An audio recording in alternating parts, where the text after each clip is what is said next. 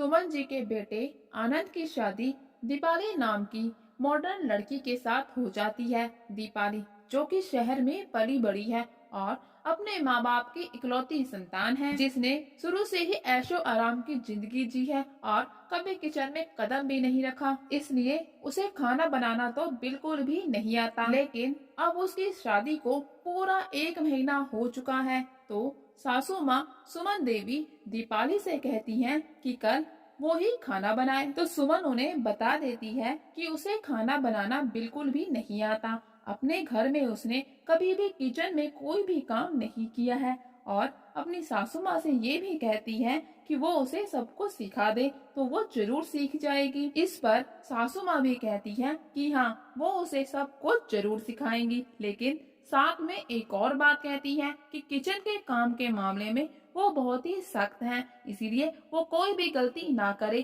कुछ भी करने से पहले उनसे एक बार जरूर पूछ लें। और फिर जाते जाते सासू माँ दीपाली से कहती है कि कल खाने में राजमा बनेंगी तो तुम राजमा भिगो देना। इतना कहकर सासू माँ वहाँ से चली जाती है। लेकिन ये क्या, दीपाली तो राजमा भिगोना भूल जाती है। अगले दिन जब सुबह तकरीबन 5 बजे उसकी नींद खुलती है तो उसे याद आता है कि वो तो राजमा भिगोना भूल गई। अब वो बहुत डर जाती है कि सासू माँ की डांट झेलनी पड़ेगी, इसलिए वो फटाफट किचन में जाकर उसी समय राजमा भिगो देती है। और फिर जब सासू माँ किचन में आती हैं और देखती हैं कि राजमा ठीक से नहीं भीगे हैं, तो वो दीपाली से पूछती है, ये क्या क्या तुमने राजमा समय से नहीं भिगोए थे? तो दीपाली कहती है, नहीं सासू माँ, मैंने तो रात को ही राजमा भिगो दिए थे, शायद ये राजमा कुछ ठीक नहीं है। तो सासू माँ कहती है, ठीक है, इस राजमा को फेंक देना और दूसरी राजमा को भिगो देना। इतना कहकर सासू माँ रसोई से बाहर चली जाती है और अब दीपाली सोचने लगती है कि इतना सारा राजमा बर्बाद हो जाएगा और ये राजमा बिल्कुल ठीक है, इसमें तो कोई खराबी भी नहीं है। इसलिए वो राजमा से भरा हुआ पतीला अपने कमरे में ले जाती है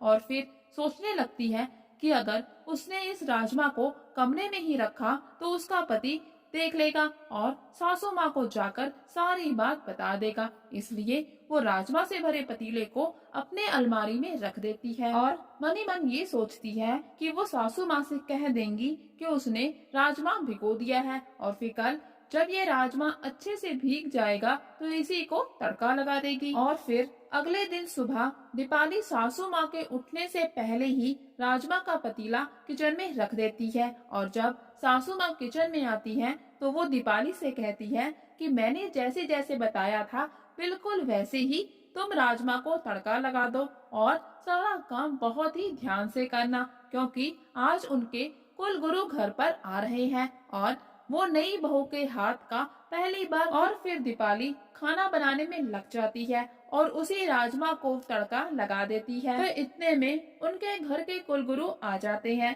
तो पहले तो सासू माँ उनका भव्य स्वागत करती है और फिर उनको बताती है कि आज उनकी बहू ने उनकी पसंद के राजमा चावल बनाए हैं और उनसे कहती हैं कि पहले भगवान को भोग लगा दे और फिर खुद प्रसाद ग्रहण करें। गुरुजी भी बिल्कुल ऐसा ही करते हैं। पहले वो भगवान को राजमा चावल का भोग लगाते हैं और फिर खुद उसे खा लेते हैं। जैसे ही वो पहला दाना राजमा का अपने मुख में रख, वो बहुत ही गुस्से में आ जाते हैं और अपनी जगह से खड़े हो जाते हैं और गुस्से में कहते हैं कि तुमने ये क्या किया, तुमने ये खराब राजमा का खाना न सिर्फ मुझे खिलाया बल्कि मेरे द्वारा भगवान को भी भोग लगवा दिया। गुरुजी गुस्सा होकर वहाँ से चले जाते हैं।